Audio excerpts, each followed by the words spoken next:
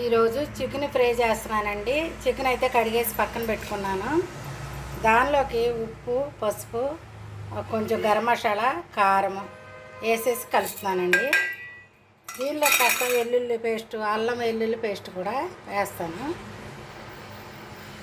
ఇదిగోండి, ఈ అల్లం వెల్లుల్లి పేస్ట్ వేస్తున్నాను. వేసి అది మొత్తం కలిపేసిన తర్వాత మీకు చూపిస్తాను. చక్కగా అది కలిపేసానండి. పొయ్యి మీద పెట్టాను, ఉడుకుతూ ఉంటుంది. ఉడికిన తర్వాత చూపిస్తాను మీకు. ఇది ఫ్రై అనేది ఎలా చేస్తానో మొత్తం ప్రాసెస్ అంతా చూడండి తప్పకుండా. చికెన్లో వాటర్ వస్తుందండి, అది మొత్తం ఎగిరిపోయేటట్టుగా ఎగరబెట్టేస్తాను, ఉడకనిచ్చేస్తాను. ఉడికిన తర్వాత కూర ఎలా వండుతానో ఆ ప్రాసెస్ మొత్తం మీకు చూపిస్తాను, చూసేయండి. ఆ చికెన్లో వాటర్ అంతా కొంచెం ఎగురుతుందండి. పక్కన పొయ్యి మీద పెట్టాను. ఇప్పుడు బాండి పెట్టి ఆయిల్ పోసానండి.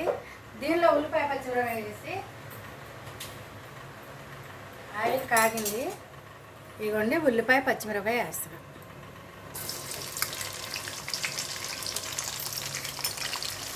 మంచి దోరగా ఏగనిచ్చిన తర్వాత చూపిస్తాము.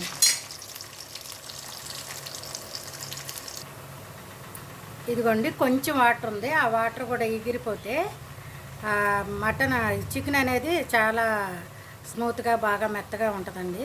చక్కగా ఎగిరిపోనివ్వాలి, మొత్తం నీసు వాసన అనేది లేకుండా ఉంటుంది.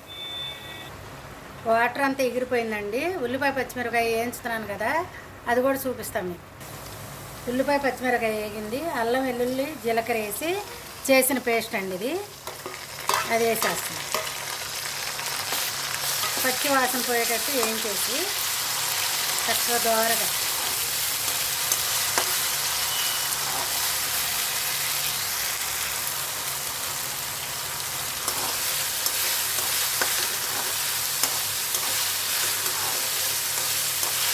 చక్కగా ఇట్లా దోరగా వేయించుకోవాలండి. కొంచెం వేగనిద్దాం.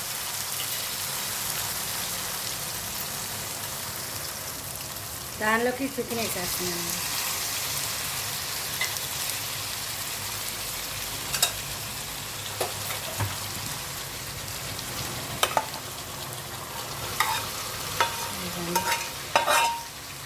వేసేసాను.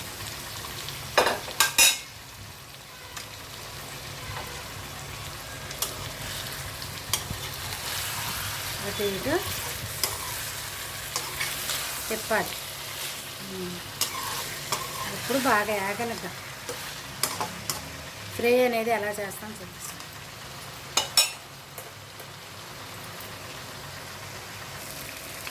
ఇదిగోండి, దాంట్లోకి కొంచెం కారం వేస్తాను. ఇందాక కూడా కొంచెం వేసాను కదా, ఇప్పుడు కొద్దిగా వేస్తాను. ఉప్పు అయితే సరిపోయిందండి.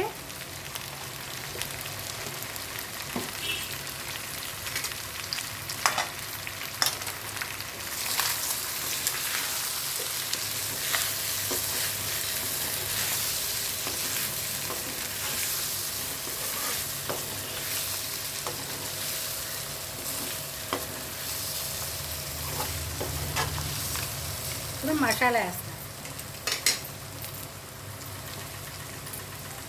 ఇదిగోండి, మసాలా ఇంట్లో చేసుకున్న మసాలా. వెల్లుల్లిపాయ కూడా వేసారండి. కొంచెం సన్న సెగ మీద ఆగనిస్తాను.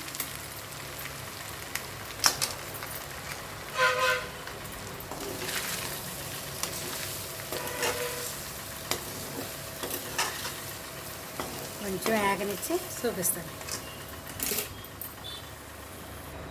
కొత్తిమీర వేస్తున్నానండి.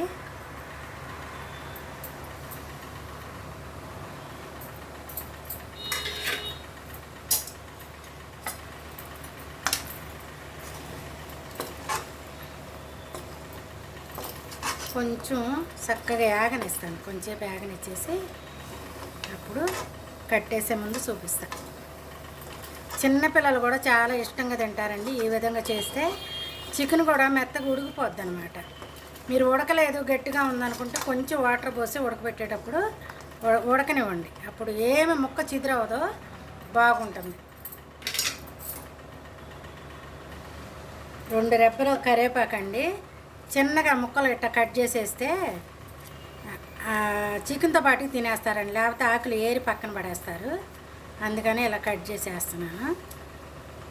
మీరు కూడా ఒకసారి ఇలా వేసుకోండి.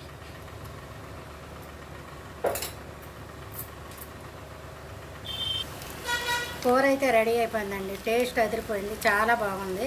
చాలా మెత్తగా జ్యూసీగా ముక్క చాలా ఇదిగా ఉందన్నమాట. ఎట్లా అంటే ఇది అయిపోతున్నా ముక్క చెదరలేదు, చూసారా? చాలా బాగుంటుంది. ఈ విధంగా ఒకసారి మీరు చేసి చూసి ఎలా ఉందో కామెంట్ రూపంలో తెలియజేయండి. థ్యాంక్ యూ వెరీ మచ్ అండి.